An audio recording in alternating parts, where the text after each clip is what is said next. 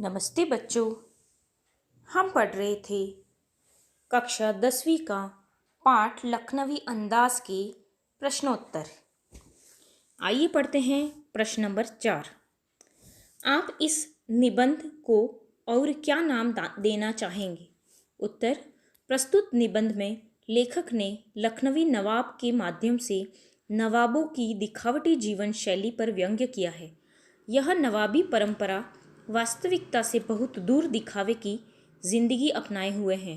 कहानी के कथ्य और उद्देश्य को ध्यान में रखते हुए इसे अन्य उपयुक्त शीर्षक भी दिए जा सकते हैं, जैसे नवाबी शान, अदाए नवाब, नवाबी अंदाज, नवाबी सनक आदि।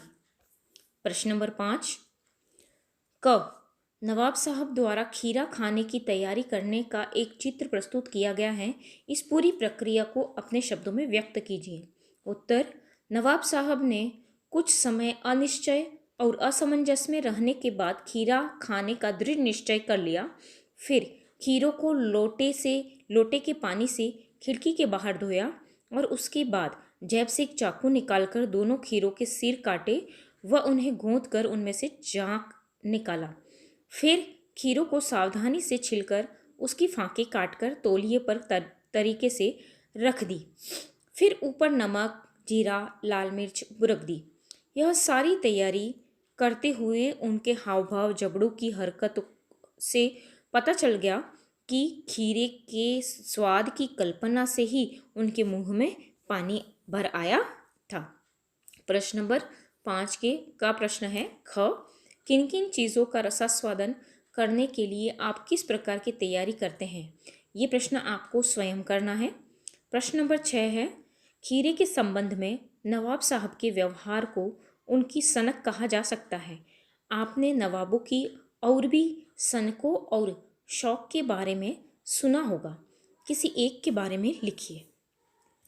इतिहास में पढ़ने, जानने और सुनने से यह पता चलता है कि नवाब वर्ग हमेशा से ही शौकीन मिजाज और सनकी रहा है।